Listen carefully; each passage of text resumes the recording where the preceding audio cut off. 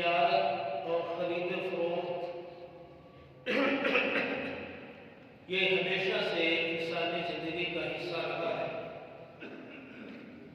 اس لیے کہ یہ خرید و فروخت انسان کی فطری ضرورت ہے، جس کے بغیر انسان کی ضروریات پوری نہیں ہو سکتی۔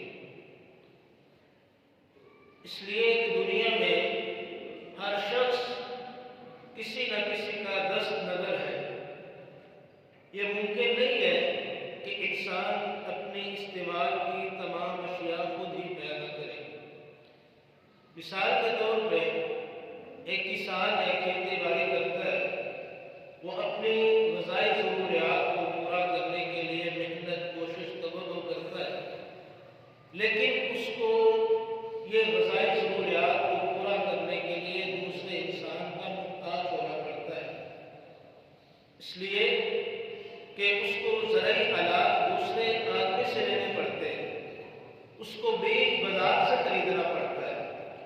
تو کوئی بھی انسان جو ہے، جتنی انسان کی استعمال کی اشیاء اور چیزیں ہیں، بذات خود انسان جو ہے وہ ان کو جو ہے وہ مہیا نہیں کر سکتا اور پیدا نہیں کر سکتا۔ لازم ہے کہ انسان کو دوسرے آدمی کی ضرورت پڑے۔ اسی طرح تاجر ہے، تجارت کرنے والا ہے، جو وہ منڈی کے اندر بازار کے اندر چیزیں لا کے فروخت کرتا ہے، تو لازم ہے وہ بڑی منڈی کے اندر جائے، وہاں سے چیزیں لے کے آئے اور لا کے اپنی تجارت کے اندر لوگوں کو آگے فروخت کرے۔ تو انسان کی یہ تجارت اور خرید و فروخت کیسی ہونی چاہیے؟ شریعت نے اس کے متعلق واضح اور بغیر کسی جھجک کے تمام امور اور مسائل کو بیان فرمایا ہے۔ اللہ رب العالمین سے دعا کرنی چاہیے کہ اللہ ہمیں وہ تجارت کرنے کی توفیق عطا فرمائے جو تجارت حلال ہو، اور حلال تجارت کے اندر اللہ ہم سب کو برکت بھی عطا فرمائے، اور اللہ ہمیں وہ کام کرنے سے بچنے کی توفیق عطا فرمائے جو حرام کام ہے اور جس میں ہم لوگوں کو دھوکہ دیں، لوگوں کے ساتھ ہم فریب کریں۔ اللہ ہمیں ایسے اعمال سے بچنے کی توفیق عطا فرمائے۔ پچھلے جمعے کے اندر میں نے جمعے کے آخر میں یہ بات بیان کی تھی کہ آئندہ جمعہ انشاءاللہ ہم خرید و فروخت کے جو جائز اور ناجائز اصول اور ضوابط ہیں، جائز اور ناجائز صورتیں ہیں، انشاءاللہ اس کو بیان کریں گے۔ اللہ سے دعا ہے کہ اللہ مجھے حق اور سچ بیان کرنے کی توفیق عطا فرمائے، اور ہم سب کو قرآن و سنت کو سن کے سمجھ کے اس کے مطابق عمل پیرا ہونے کی توفیق عطا فرمائے۔ سب سے پہلی چیز جو تجارت کے اندر اور خرید و فروخت کے اندر ہمیں ملحوظ خاطر رکھنی ہے، جس کے بغیر انسان کی تجارت اور خرید و فروخت جائز اور درست نہیں ہے، وہ یہ ہے کہ جو چیز ہم بیچ رہے ہیں یا چیز ہم خرید رہے ہیں، تو اس میں بائع اور مشتری، سامان کو بیچنے والا اور سامان کو خریدنے والا، ان کی باہمی رضامندی کو لازم اور ضروری ہے۔ دو انسان آپس میں خرید و فروخت کرتے ہیں، ان کا ذہن تو آگے بالکل درست ہے، وہ دونوں عقل مند بھی ہیں، اللہ رب العالمین نے عقل اور شعور بھی عطا فرمایا ہے، لیکن اگر وہ جو لین دین ہو رہا ہے، تجارت ہو رہی ہے، اگر وہ دونوں اس میں باہمی رضامند نہیں ہے، تو شریعت کی روح میں وہ تجارت جائز تجارت نہیں ہے۔ اللہ رب العالمین نے قرآن مجید کے اندر اس بات کو بیان فرمایا ہے، یا ایھا الذین آمنوا لا تأکلوا اموالکم بینکم بالباطل، اے ایمان والو تم آپس میں ایک دوسرے کا مال باطل طریقے سے نہ کھاؤ، الا ان تکون تجارۃ عن تراض منکم، اللہ فرماتے ہیں ہاں ایسی تجارت ہو جو تم میں باہمی رضامندی سے ہوئی ہے، اور اس تجارت سے تم نے مال کمایا ہے، وہ مال کمانا اور اس کو حاصل کرنا اور اس کو کھانا وہ جائز طریقے سے ہے، اس کو تم کھا سکتے ہو، لیکن ایسی تجارت جس میں فریقین راضی نہیں ہے، میں چیز اپنی بیچنا نہیں چاہتا اور مشتری مجھ سے زبردستی وہ چیز خریدتا ہے، شریعت کی روح کے اندر یہ تجارت نہیں ہے، کیونکہ اللہ فرماتے ہیں الا ان تکون تجارۃ عن تراض منکم، وہ تجارت بہمی رضامندی سے ہونی چاہیے، اس میں بائے بیچنے والا وہ بھی راضی ہو اور مشتری وہ چیز خریدنے کے اوپر راضی ہو، تو پھر تجارت جائز تجارت ہوگی۔ اگر فریقین میں ایک فریق راضی ہے دوسرا راضی نہیں ہے تو اللہ رب العالمین نے ایسے مال کو باطل مال قرار دیا۔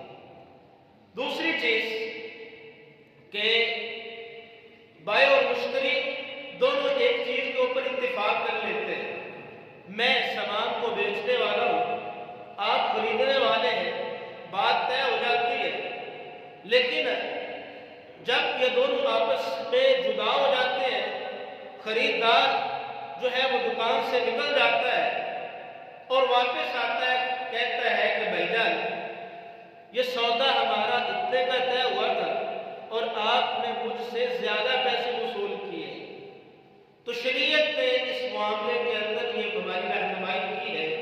رسول اللہ صلی اللہ علیہ وسلم نے ارشاد فرمایا، سنن ابی داؤد کی 3511 نمبر حدیث ہے اور شیخ البانی رحمہ اللہ نے اس حدیث کو صحیح قرار دیا ہے۔ آپ علیہ الصلوۃ والسلام نے فرمایا اذا اختلف البيعان وليس بينهما بينة، آپ صلی اللہ علیہ وسلم نے فرمایا جب دو بائع اور مشتری خرید و فروخت کرنے والے تجارت کرنے والے قیمت کے اندر ایک دوسرے سے اختلاف کر لے، وَلَيْسَ بَيْنَهُمَا بَيِّنَةٌ، اور دونوں کے پاس کوئی دلیل بھی موجود نہ ہو، اب خریدنے والا بیچنے والے کے پاس آ گیا ہے کہ آپ نے مجھ سے اتنا سامان طے کیا تھا، اتنے پیسوں میں طے کیا تھا، آپ نے مجھ سے زائد پیسے وصول کیے۔ رسول اللہ صلی اللہ علیہ وسلم نے فرمایا جب ایسی صورتحال ہو جائے، دو آدمی آپس کے اندر اختلاف کرے، وَلَيْسَ بَيْنَهُمَا بَيِّنَةٌ، دونوں کے پاس دلیل کوئی نہ ہو، آپ صلی اللہ علیہ وسلم نے فرمایا فَهُوَ مَا يَقُولُ رَبُّ السِّلْعَةِ أَوْ يَتَطَارَقَانِ، آپ صلی اللہ علیہ وسلم نے فرمایا اختلاف کی صورت کے اندر اعتبار جو ہے وہ سامان بیچنے والے کا ہوگا، جو چیز کا مالک ہے، اس آدمی کی بات کو تسلیم کیا جائے گا کہ یہ چیز میں نے اتنے کی بیچی ہے، کیوں؟ کیونکہ وہ چیز کا مالک ہے، چیز کو وہ آدمی، قیمت کو وہ آدمی طے کرے گا۔ اگر دونوں راضی نہیں ہوتے اس بات کے اوپر کہ اعتبار اس آدمی کی بات کا ہوگا جو سامان کو بیچنے والا ہے، آپ صلی اللہ علیہ وسلم نے فرمایا اگر وہ آدمی جو خریدنے والا ہے بیچنے والے کی بات کا اعتبار نہیں کرتا، آپ صلی اللہ علیہ وسلم نے فرمایا او یتطارقان، پھر وہ تجارت نہ کریں، اس سودے کو چھوڑ کے ایک دوسرے سے راستے اپنے جدا کریں۔ جب اختلاف ہو جائے تو اس میں جو اعتبار ہے وہ مالک کی بات کا ہوگا جو سامان کو بیچنے والا ہے، نہ کہ سامان کو خریدنے والا ہے۔ تیسری چیز کہ جب ہم نے سامان کو بیچنا ہے یا خریدنا ہے تو اس کے اندر ناپ تول میں کمی نہیں ہونی چاہیے۔ اللہ رب العالمین نے قرآن مجید کے اندر اس بات کو بیان فرمایا ہے وَيْلٌ لِّلْمُطَفِّفِينَ الَّذِينَ إِذَا اكْتَالُوا عَلَى النَّاسِ يَسْتَوْفُونَ وَإِذَا كَالُوهُمْ أَوْ وَزَنُوهُمْ يُخْسِرُونَ، اللہ فرماتے ہیں ان لوگوں کے لیے ویل ہے، ہلاکت ہے جو لوگ ماپ تول کے اندر کمی کرتے ہیں۔ الَّذِينَ إِذَا اكْتَالُوا عَلَى النَّاسِ يَسْتَوْفُونَ، جب یہ لوگ دوسروں سے اپنا سامان لیتے ہیں تو پورے سامان کا مقابلہ کرتے ہیں۔ وَإِذَا قَالُوهُمْ أَوْ وَزَنُوهُمْ يُخْسِرُونَ، اور جب لوگوں کو یہ سامان بیچتے ہیں یا ان کو کسی چیز کی پیمائش کر کے دیتے ہیں، یُخْسِرُونَ، تو پھر یہ لوگ اس ماپ اور تول کے اندر کمی کرتے ہیں۔ شعیب علیہ السلام کی قوم کے اوپر جو عذاب آیا، قرآن مجید نے جس عذاب کا تذکرہ کیا ہے، تو اس قوم کا سب سے بڑا گناہ یہ تھا کہ وہ لوگ ناپ اور تول کے اندر کمی کیا کرتے تھے۔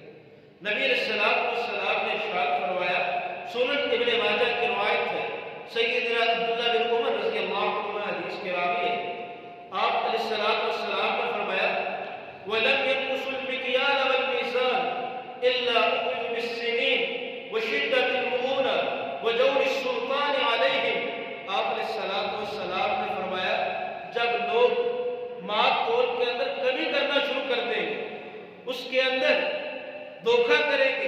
لوگوں سے سامان لیتے ہوئے پورا سامان لیں گے، جب لوگوں کو سامان بیچیں گے اس کے اندر کمی کر کے دیں گے۔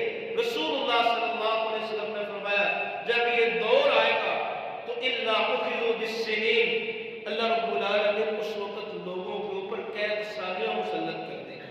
وشدت المؤونہ، یہ لوگ سخت محنت کریں گے لیکن حاصل کچھ نہیں ہوگا۔ وجور السلطان علیہم، اور آپ صلی اللہ علیہ وسلم نے فرمایا حاکم، سلطان اور بادشاہ کا ظلم ایسے لوگوں کے اوپر اللہ مسلط کر دیں گے جو چیزوں کے اندر ناپ اور تول کے اندر کمی کرتے ہو۔ تو اس لیے جب ہم نے سامان لینا ہے یا کسی کو دینا ہے تو اس کے اندر کمی اور زیادتی نہیں ہونی چاہیے، لوگوں کے ساتھ ظلم و زیادتی نہیں ہونی چاہیے۔ اور چوتھی چیز، جب ایک سودا طے ہو گیا، بائع اور مشتری وہ جدا جدا ہو گئے، مجلس برخاست ہو گئی ہے، آپ علیہ الصلوۃ والسلام نے فرمایا، صحیح بخاری کی روایت ہے، البیعان بالخیار ما لم یتفرقا، بائع اور مشتری کو بیع فسخ رکھنے کا یا بیع کو ختم کرنے کا یا جاری رکھنے کا اتنی دیر تک اختیار ہے، ما لم یتفرقا، جب یہ دونوں آپس سے جدا نہیں ہو جاتے۔ اب کیا ہے، میں دکان کے اندر گیا ہوں، کسی سے کوئی سامان سودا خریدا ہے، میری بات طے ہو گئی ہے، میں وہ سودا طے کر کے دکان سے نکل گیا، مجلس برخاست ہو گئی، تفرق الابدان ہو گئے، میرے اور خریدنے اور بیچنے والے دونوں بدنوں سے جدا ہو گئے۔ اس میں تفرق بالابدان ہونا لازم اور ضروری ہے کہ جب میں دکان والے کے پاس جاؤں، اس سے میں نے سامان خرید لیا ہے اور میں اپنے بدن سے اس کی دکان سے باہر چلے جاؤں، سودا طے ہو گیا ہے، آپ صلی اللہ علیہ وسلم نے فرمایا اب جو اختیار تھا وہ ختم ہو گیا، یہ جو بیع ہے وہ جاری ہو چکی، اب نہ تو بائع کے پاس کوئی اختیار ہے اور نہ ہی مشتری کے پاس کوئی اختیار ہے کہ اس بیع کو ختم کرنے کا، اب بیع جو ہے وہ پکی ہو چکی۔ ہاں، رسول اللہ صلی اللہ علیہ وسلم نے ساتھ یہ بھی فرمایا، کیونکہ شریعتوں نے لوگوں کے معاملات کا لحاظ رکھا ہے کہ کسی آدمی کو دھوکہ نہ ہو جائے۔ اب یہ ہے کہ میں ایک چیز خرید کے لے آیا ہوں، گھر میں گیا ہوں، جو چیز مجھے بتلائی گئی تھی، اس کے مواصفات مجھے بتلائے گئے تھے، وہ اس کے اوپر پورا نہیں اتری، اس کے اندر دھوکہ ہو گیا، تو پھر کیا ہے؟ ایک صورت تو یہ ہے کہ رسول اللہ صلی اللہ علیہ وسلم نے بیان فرمایا، صحیح بخاری کی روایت ہے، آپ صلی اللہ علیہ وسلم کے سامنے ایک آدمی کا ذکر ہوا کہ ایک آدمی ہے یقطع فی البیع، وہ جب بھی کوئی تجارت کرتا ہے، لین دین کرتا ہے، اس آدمی کو دھوکہ دیا جاتا ہے۔ آپ صلی اللہ علیہ وسلم نے فرمایا من باع فقل لا خلافہ، آپ علیہ السلام نے اس صحابی کو فرمایا اے میرے صحابی یاد رکھ، آئندہ جب بھی تو نے کسی سے بیع کرنی ہے، خرید و فروخت کرنی ہے، تو اس کے ساتھ یہ شرط لگانی ہے لا خلافہ، کہ اس سامان کے اندر دھوکہ نہیں ہوگا۔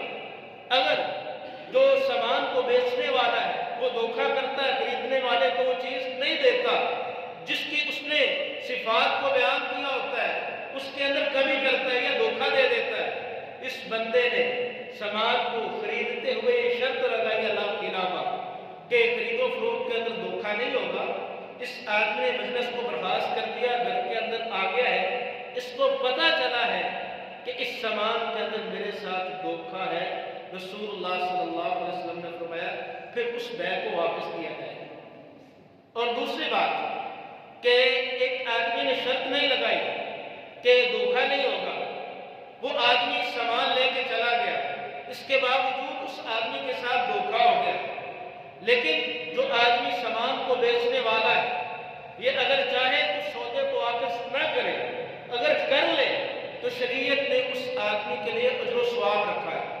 سنن ابن ماجہ کی روایت ہے، رسول اللہ صلی اللہ علیہ وسلم نے فرمایا من اقال مسلمہ، جو کسی مسلمان کے سودے کو واپس کر لیتا ہے کہ میں نے کچھ سامان خریدا ہے آپ سے، مجھے وہ پسند نہیں آیا، جب مجلس برخاست ہو گئی، اب اختیار ختم ہو چکا ہے، لیکن شریعت نے جو سامان کو بیچنے والا ہے اس کے لیے اجر و ثواب رکھا ہے اس چیز کے اندر کہ وہ اپنی مرضی سے اس سودے کو واپس کر لے۔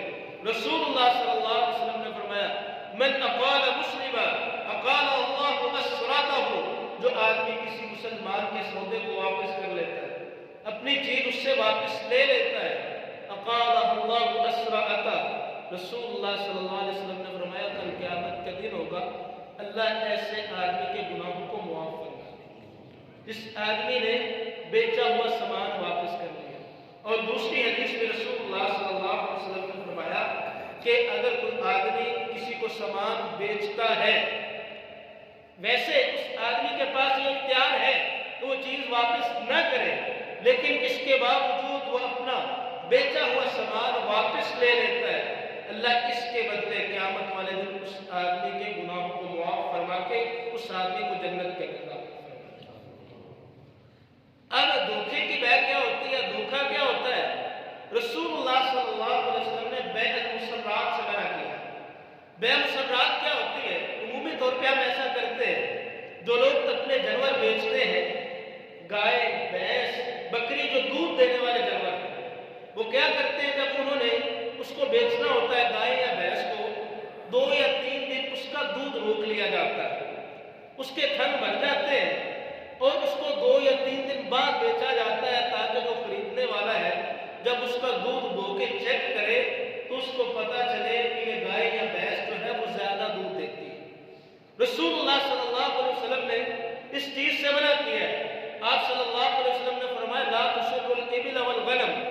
تم اونٹنی، بکری یا جو بھی دودھ دینے والا جانور ہے اس کے دودھ کو نہ روکو جب تم نے اس کو بیچنا ہے. کیوں؟ جب اس کو ایسی صورت میں بیچا جائے گا، جو خریدنے والا ہے اس کے پاس تو یہی ہے نا صورتحال کہ اس جانور نے اب ایک وقت کا 10 کلو دودھ دیا یا 10 لیٹر دودھ دیا ہے، اگلے دن اسی جانور کا دودھ ہوتا ہے تو وہ دودھ نکلتا ہے 3 لیٹر. اب اس بندے کے ساتھ دھوکا ہو گیا ہے.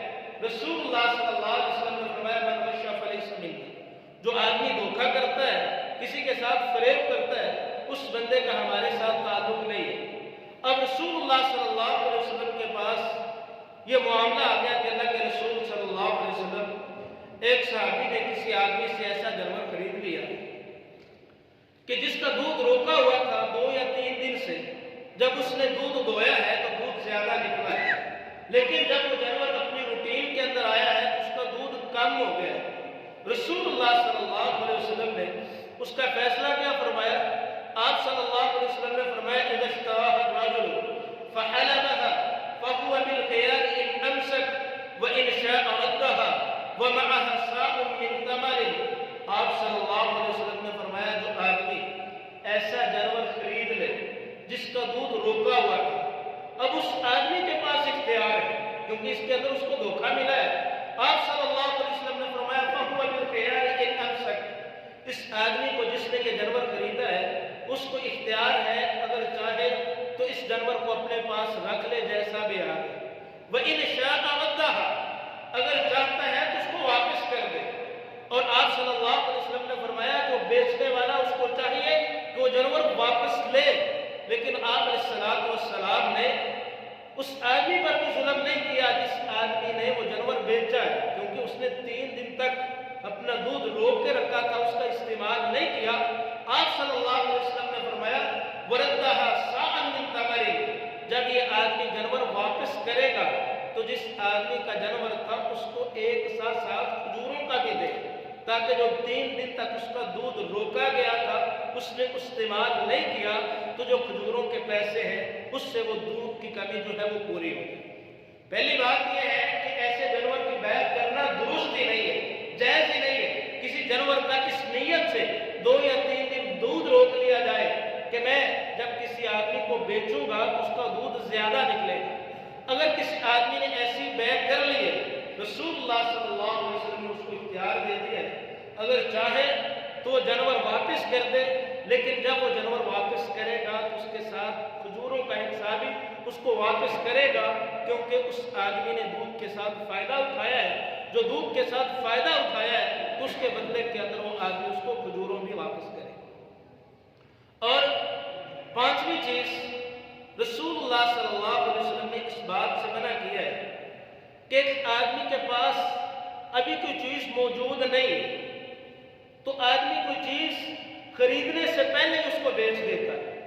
مثال کے طور پہ منجی کا سیزن ہے، گندم کا سیزن ہے، تو کیا کرتا ہے، تاجر آدمی ہے، منڈی کے اندر بیٹھا ہے، تو کہتا ہے کہ آپ مجھے اتنے پیسے دے دیں تو میں نے یہ سودا آپ کو اتنے کا بیچ دیا۔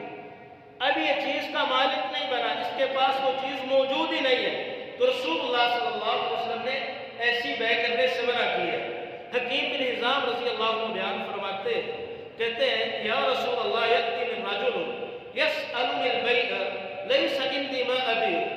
حکیم بن حزام رضی اللہ عنہ بیان فرماتے ہیں، کہتے ہیں اللہ کے رسول، ایک آدمی میرے پاس آتا ہے، وہ کہتا ہے کہ حکیم مجھے فلاں چیز بیچ دو، لیس عندی ما ابیع، لیکن جس چیز کا وہ مطالبہ مجھ سے کر رہا ہے وہ چیز میرے پاس نہیں ہوتی، ثم ابیعہ من السوق، میں اس کو بیچ دیتا ہوں، پھر میں منڈی میں جاتا ہوں اور خرید کے اس کو دے دیتا ہوں، تو کیا یہ بیع میرے لیے جائز ہے؟ آپ صلی اللہ علیہ وسلم نے فرمایا لا تبیع ما لیس عندک، جو چیز تیرے پاس نہیں ہے اس کی بیع نہ کرو۔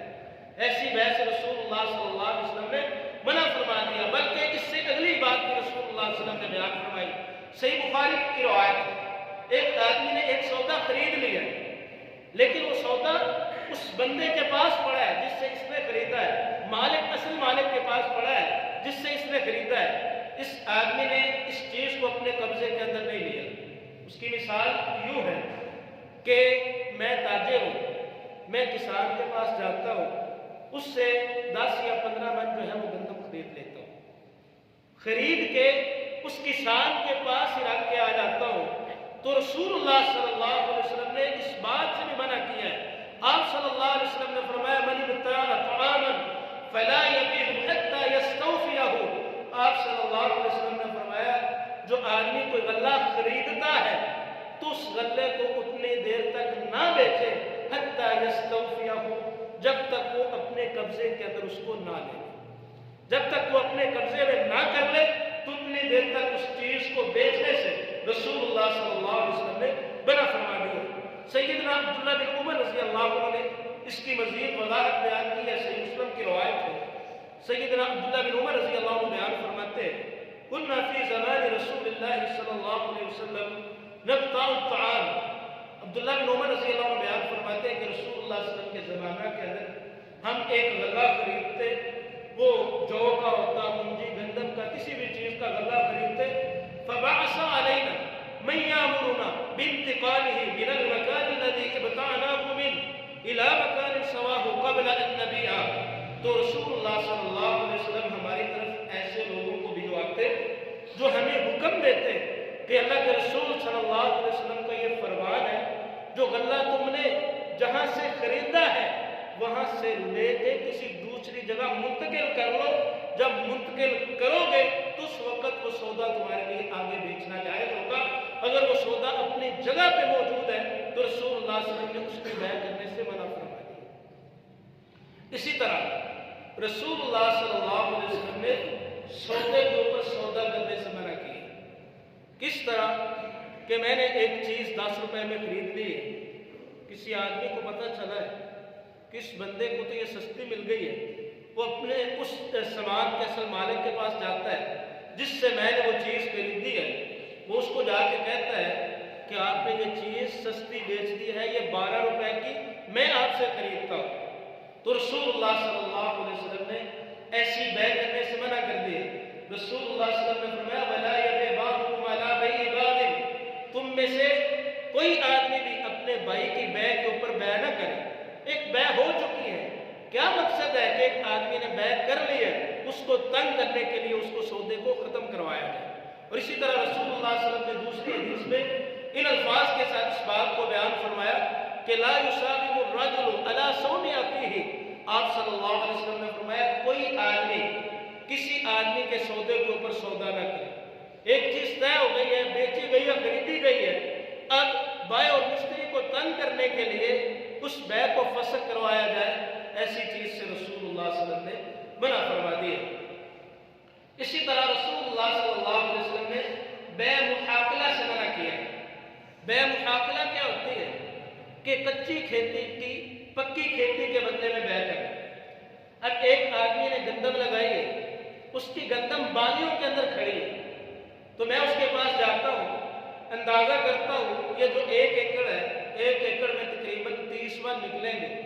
तो मैं उसको कहता हूँ कि ये मुझे अंदाज़न लगता है कि आपकी जो ये फसल है, गंदम है, ये 1 एकड़ में से 30 या 35 मन निकलेगी। तो आप ऐसा करें, मुझसे जो गंदम मेरे पास पहले से मौजूद है वो आप ले लें और जो खड़ी गंदम है वो मुझे बेच दें। ऐसी बै करने से भी रसूलुल्लाह सल्लल्लाहु अलैहि वसल्लम ने मना किया है कि कच्ची बै की पक्की बै के साथ बै की जाए। इसी तरह रसूलुल्लाह सल्लल्लाहु अलैहि वसल्लम ने बै मुज़ाबना से मना किया है। बै मुज़ाबना ये होती है कि खजूरों के ऊपर फल लगा है या कोई भी फल दरख्तों के ऊपर लगा है, मैं किसी ऐसे आदमी को लेके जाता हूँ जो उसका अंदाज़ा लगा सकता है। वो कहता है कि ये जो दरख्तों के ऊपर लगा फल है ये तकरीबन 50 मन होगा। तो मेरे पास पहले से खुशक खजूरें मौजूद हैं, मैं उसको खुशक खजूरें दे देता हूँ और वो अंदाज़न जो दरख्तों के ऊपर लगा फल है वो खरीद लेता हूँ। ऐसी बहस भी रसूलुल्लाह सल्लल्लाहु अलैहि वसल्लम ने मना किया है। हाँ, इसके अंदर रसूलुल्लाह सल्लल्लाहु अलैहि वसल्लम ने बै अराया की इजाज़त दी है। बै अराया ये होती है, उसकी भी यही सूरत है, लेकिन उसमें बै अराया में ये होता है कि एक आदमी के पास 50-100 दरख्तों का बाग था, उसमें से उसने 10 दरख्त जो है किसी गरीब को दे दिए कि इस साल ये 10 दरख्तों का फल तूने इस्तेमाल करना है। अब ये गरीब आदमी उसके बाग के अंदर जाता है, बाग वाले को तंगी होती है उसके आने की वजह से, और ये बंदा भी झिझक महसूस करता है कि उसको जाके पानी दे। तो रसूलुल्लाह सल्लल्लाहु अलैहि वसल्लम ने ऐसे आदमी के लिए बै अराया की इजाज़त दे दी है।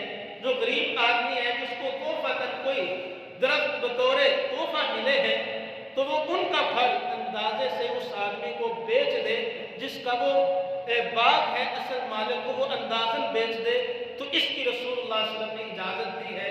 राया के अलावा कच्चे फलों की पक्के फलों के साथ बै करने से रसूलुल्लाह सल्लल्लाहु अलैहि वसल्लम ने मना फरमाया है। इसी तरह रसूलुल्लाह सल्लल्लाहु अलैहि वसल्लम ने बैउल हसा, कंकरी की बै करने से भी मना किया। कंकरी की बै जहलियत के अंदर इसकी कई सूरतें थी। एक सूरत ये थी कि एक आदमी कंकरी पकड़ता, वो कहता ये सामने जितनी चीज़ें पड़ी हैं, जिस चीज़ के ऊपर ये मेरी कंकरी लगेगी वो चीज़ इतने में मेरी हो जाएगी। इससे मना किया है। धोखे की बै है, पता नहीं अब मिसाल के तौर पे जिस चीज़ के ऊपर कंकरी जाती है वो चीज़ है 50,000 की, और मैं कहता हूँ जिस चीज़ के ऊपर ये कंकरी लगेगी वो 10,000 में मेरी हो जाएगी। या ये भी हो सकता है कि मैं उसकी कीमत 10,000 मुकर्रर कर देता हूँ और जिस चीज़ के ऊपर कंकरी लगती है वो चीज़ 5,000 की हो। कंकरी की बै की दूसरी सूरत जाहिलियत के अंदर ये थी कि एक आदमी कंकरी फेंकता और कहता मेरी कंकरी जहाँ तक जाएगी तो इतनी ज़मीन इतनी मालियत में मेरी हो जाएगी। ये भी धोखे की बै थी। और इसी तरह कंकरी की बै की एक ये भी सूरत थी कि एक आदमी अपने हाथ के अंदर कंकरियाँ पकड़ता, कहता जितनी कंकरियाँ मेरे हाथ के अंदर है तो उतने दिरहम दिनार का ये सौदा मेरा हो जाए। रसूलुल्लाह सल्लल्लाहु अलैहि वसल्लम ने इससे मना कर दिया। धोखे की जितनी वजूह थी रसूलुल्लाह सल्लल्लाहु अलैहि वसल्लम ने उनसे मना कर दिया। जहलियत के अंदर एक बै थी जिसका नाम बै मुलामसा था। मुलामसा का मतलब लमस से है, जिसका मतलब छूना होता है। एक आदमी अंधेरे में कहता कि जिस चीज़ को मैं छू रहा हूँ वो कपड़े का थान है, कोई भी चीज़ है, उसको मैं देखूंगा नहीं, जिस चीज़ को मैं छू लूँगा वो इतने में मेरी हो जाएगी। इससे मना किया। मुनाबजा, किसी चीज़ को फेंकना, कि एक आदमी के पास कोई चीज़ है वो कहता है मैं ये चीज़ आपकी तरफ फेंक देता हूँ वो इतने में तेरी हो जाएगी। इससे भी रसूलुल्लाह सल्लल्लाहु अलैहि वसल्लम ने मना फरमाया। धोखे की बै है, क्योंकि उसके अंदर क्या है उसको देखने की इजाज़त नहीं होती थी। तो इसलिए जितनी चीज़ों के अंदर धोखा हो सकता था रसूलुल्लाह सल्लल्लाहु अलैहि वसल्लम ने उनसे मना फरमाया। और एक और बात रसूलुल्लाह सल्लल्लाहु अलैहि वसल्लम ने बयान फरमाई, ला यहिल्लु सलफु व बै। आप सल्लल्लाहु अलैहि वसल्लम ने फरमाया उधार और बै ये जायज़ नहीं है। उधार और बै क्या है कि ये मेरे पास कलम है, मैंने ये बेचनी है, जो आदमी मेरे पास ये खरीदने के लिए आता है मैं उसको कहता हूँ ये मैं कलम आपको तब बेचूंगा जब आप मुझे इतना कर्ज दे दें। इससे मना किया है। या ये है कि मैं नहीं बल्कि आप मुझे कहते हैं, मैं आपको कहता हूँ भाईजान मैं ये चीज़ आपको तब बेचूंगा जब आप मुझे इतना कर्ज दे देंगे। या खरीदने वाला कहता है یہ چیز میں تب آپ سے خریدوں گا جب آپ مجھے اتنا قرض دے دیں گے۔ تو اس چیز سے بھی رسول اللہ صلی اللہ علیہ وسلم نے منع فرمایا۔ اسی طرح بیوع کی جائز اور ناجائز جو صورتیں ہیں ان میں ایک مشارکت بھی ہے۔ مشارکت یہ ہوتی ہے، مشارکت کی کئی ایک صورتیں ہوتی ہیں کہ ایک کاروبار ہے جس کے اندر کئی لوگ شریک ہو جاتے ہیں، ان میں ایک شرکت الابدان ہوتا ہے۔ شرکت الابدان میں یہ ہوتا ہے 2 4 5 بندے آپس کے اندر پیسے جمع کرتے، مل کے کام کرتے، اور پانچوں بندوں کے ذمے ہوتا ہے کہ انہوں نے بذات خود جا کے وہ کام کرنا ہے۔ مثال کے طور پہ آج کل مونگ پھلی اس کا موسم ہے، 4 5 بندے مل کے وہ لے آتے اور صبح کے وقت نکلتے ہیں اور رات کو واپس آتے ہیں۔ اب ایک بندے نے فائدہ کمایا ہے 500، دوسرے کے پاس 700 ہے، تیسرے کے پاس 1000 ہے۔ جب تمام جو یہ بیوع کرنے والے ہیں، اتفاق کرنے والے، شرکت کرنے والے ہیں، اگر اس بات کے اوپر اتفاق ہو جائے نفع جتنا بھی ہو اکٹھا کر کے ہم برابر برابر تقسیم کریں گے، کیا جا سکتا ہے۔ اس کو شرکت الابدان کہتے ہیں۔ سیدنا عبداللہ بن مسعود رضی اللہ عنہ بیان فرماتے ہیں اشترکت انا وعمار بن یاسر وسعد بن ابی وقاص فیما نصیب یوم بدر۔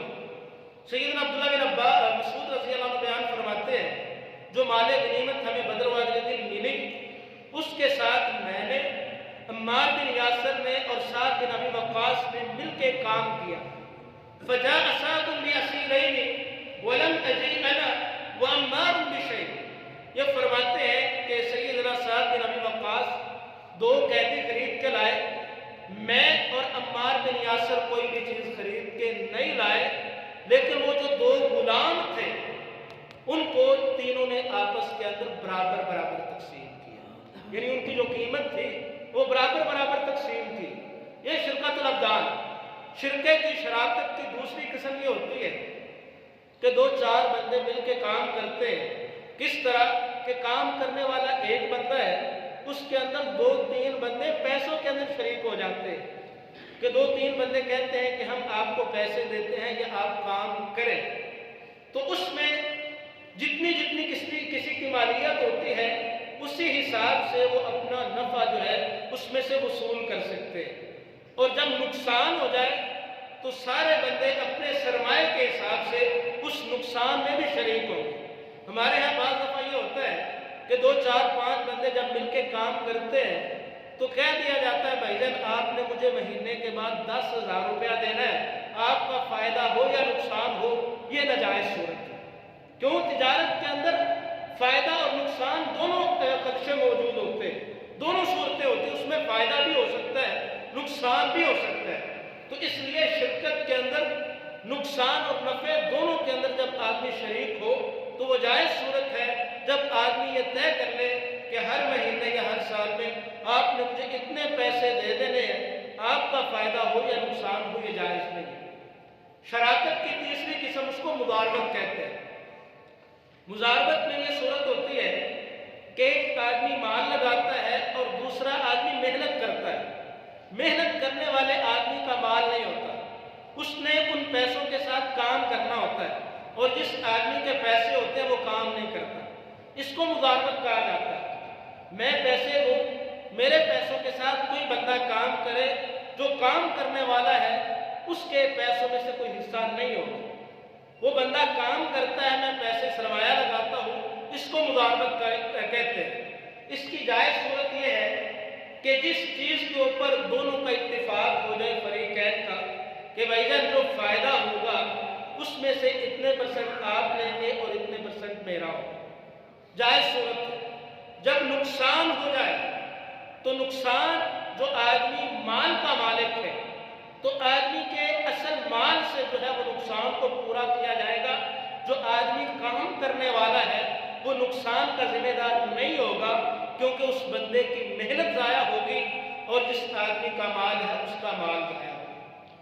مضاربت کی جائز صورت اس وقت ہے کہ جب فائدہ ہو دونوں میں تقسیم ہو، جب نقصان ہوگا تو جو آدمی محنت کرنے والا ہے اس کی محنت ضائع ہوگی، اس کو پیسوں کے اندر نقصان میں شامل نہیں کیا جائے گا، کیونکہ جو آدمی گھر بیٹھے فائدہ لے رہا ہے تو نقصان بھی اس بندے کا ہوگا جس آدمی کا اصل مال ہے، محنت کرنے والے اس نقصان میں شامل نہیں ہوگی۔ اسی طرح گروی چیز اس سے فائدہ اٹھانے کی بات ہے، رسول اللہ صلی اللہ علیہ وسلم نے گروی چیز سے فائدہ اٹھانے سے منع کیا، اللہ کے دو چیزوں کے اندر انسان فائدہ اٹھا سکتا ہے، ایک محلوب ہے اور دوسری مرکوب ہے۔ محلوب کہتے ہیں ایسا جانور جس کا دودھ دہایا جاتا ہے، اور مرکوب سے مراد ایسی چیز جس کے اوپر سواری کی جا سکتی ہے۔ ایک آدمی نے مجھ سے ₹1,00,000 لیا ہے اور میں نے اس سے اس کی دکان یا مکان بطور گروی اپنے پاس رکھ لیا ہے، اس مکان کا قبضہ تو میرے پاس رہے گا، لیکن میں اس سے فائدہ نہیں اٹھا سکتا، اس کو آگے کرائے پہ نہیں دے سکتا۔ ہاں، میں بذات خود بھی اس کے اندر رہائش اختیار نہیں کر سکتا جب تک میں اس کا پورا کرایہ نہ دوں۔ لیکن اس کے اندر بعض لوگ ہیلا کرتے ہیں، کیا کرتے ہیں؟ وہ کہتے ہیں جی میں نے یہ مکان گروی لیا ہے تو میں ہر مہینے اس کا ₹2,000 کرایہ بھی دیتا ہوں۔ وہاں پہ کرایہ عمومی طور پہ ہوتا ہے 10 یا 12,000۔ تو یہ ہیلا کرتے ہیں کسی چیز کو حلال کرنے کے لیے، لیکن یہ جائز نہیں۔ ہاں، ایک ایسی چیز بطور گروی میں نے اپنے پاس لی ہے جس کے اوپر میری محنت ہوتی ہے، بطور گروی میں نے اپنے پاس بھینس لی ہے، اس کو چارہ ڈالنا پڑتا ہے، یہ ہے محلوب۔ تو جتنا میں چارہ ڈالوں گا تو اتنا میں اس سے بھینس کا دودھ استعمال کر سکتا ہوں۔ میرے پاس بطور گروی چیز گھوڑا ہے، اس کو میں نے چارہ ڈالنا، اس کے اوپر میں سواری کر سکتا ہوں۔ لیکن ایسی چیز جو منتقل نہیں ہو سکتی ایک جگہ سے دوسری جگہ، جس طرح مکان ہے، دکان ہے، اس سے فائدہ اٹھانا گروی چیز کے اندر یہ سود ہے، یہ جائز نہیں ہے۔ بے کی اور بھی صورتیں ہیں، اس میں ایک ربیع الفضل ہے اور ایک ربیع النسیہ ہوتا ہے کہ جب دونوں طرفوں ایک ہی چیز ہو، ایک چیز کی بے ہو رہی ہو، مثال کے طور پر میرے پاس بھی سونا ہے، آپ کے پاس بھی سونا ہے، سونے کے بدلے جب ہم نے سونے کی بے کرنی ہے، اس میں دو چیزوں کا لحاظ رکھا جاتا ہے۔ ایک تو وہ دونوں طرف برابر برابر ہونا چاہیے، میرے پاس تولہ ہے تو آپ کے پاس بھی تولہ ہو، برابر برابر ہو۔ اگر دونوں میں سے ایک طرف کمی یا زیادتی ہوگی یا سود کی صورت ہے، رسول اللہ صلی اللہ علیہ وسلم نے اس سے منع فرمایا، آپ نے فرمایا فَذَلِكَ عَيْنُ الرِّبَا۔ اور دوسری صورت اس بے کی اس وقت جائز ہوگی جب دونوں طرف سے نقد و نقدی ہو۔ یہ نہیں ہے کہ میں آپ کو 1 تولہ نقد دے دوں، آپ کہتے ہیں میں 1 سال کے بعد آپ کو دے دوں گا ادھار، سودا ہو جائے، یہ جائز نہیں۔ کیوں؟ 1 سال کے بعد سونے کی قیمت زیادہ بھی ہو سکتی ہے، کم بھی ہو سکتی ہے، اس لیے اس میں دھوکے اور پریشانی کا خدشہ ہے، اس لیے رسول اللہ صلی اللہ علیہ وسلم نے ایسا کرنے سے منع کر دی ہے۔ ایک صحابی رسول اللہ صلی اللہ علیہ وسلم کے پاس آئے، عمدہ کھجوریں لے کے، 1 کلو کھجوریں تھی، رسول اللہ صلی اللہ علیہ وسلم نے فرمایا کہاں سے لی؟ کہتے اللہ کے رسول آپ نے مجھے صدقے کے لیے بھجوایا تھا، تو وہاں ہمیں ردی کھجوریں یعنی لو کوالٹی کی کھجوریں ملی تھی، تو ہم نے وہ 2 کلو دے کے 1 کلو خرید لی۔ آپ نے فرمایا فَذَلِكَ عَيْنُ الرِّبَا، یہ عین سود ہے، جائز نہیں ہے۔ آپ صلی اللہ علیہ وسلم نے فرمایا کہ اگر تم نے دونوں طرف ایک ہی چیز ہو، اس کی بے کرنی ہے، اس میں تماثل ہونا چاہیے، برابری ہونی چاہیے اور نقد و نقدی ہو۔ اگر ایک دوسرے سے کمی اور بیشی ہو جائے، ایک زیادہ لے رہا ہے دوسرا کم دے رہا ہے، یا ایک طرف نقد ہے دوسری طرف ادھار ہے، تو اس سے رسول اللہ صلی اللہ علیہ وسلم نے منع فرمایا ہے۔ آخری بات کر کے اپنی بات کو مکمل کروں گا۔ ہمارے ہاں موجودہ دور کے اندر ایک کرپٹو کرنسی ہے جس کی پوری دنیا کے اندر آج کل جو ہے وہ تجارت ہو رہی ہے۔ کرپٹو کرنسی جو ہے یہ ڈیجیٹل کرنسی ہوتی ہے، ایسی کرنسی جس کو نہ تبدیل کیا جا سکتا ہے اور نہ ہی اس کو جعلی بنایا جا سکتا ہے۔ اس کی جو سب سے زیادہ صورت جو اب ممکن ہے یا جاری ہے وہ بٹ کوئن کی ہے۔ بٹ کوئن کے ساتھ لوگ خرید و فروخت کر رہے ہیں، تو اس کے متعلق عمومی طور پہ آج کل سوال ہوتا ہے کہ بٹ کوئن کے ساتھ تجارت کرنا، خرید و فروخت کرنا یہ جائز ہے یا ناجائز ہے؟ اس کے متعلق علماء کی یہ رائے ہے، کوئی بھی کرنسی ہے تو اس کے پیچھے ایک ایسا ادارہ ہوتا ہے جو اس کو ریگولیٹ کرتا ہے۔ یعنی ہمارے ہاں جو کرنسی روپے یا پیسے ہے، اس کو ریگولیٹ کرنے والی حکومت ہے، ریاست ہے۔ ڈالر ہے، اس کو ریگولیٹ کرنے والی वाली रियासत अमेरिका है, रियाल है, उसको रेगुलेट करने वाला जो इदारा या जो सल्तनत अमारत है वो सऊदी अरब है।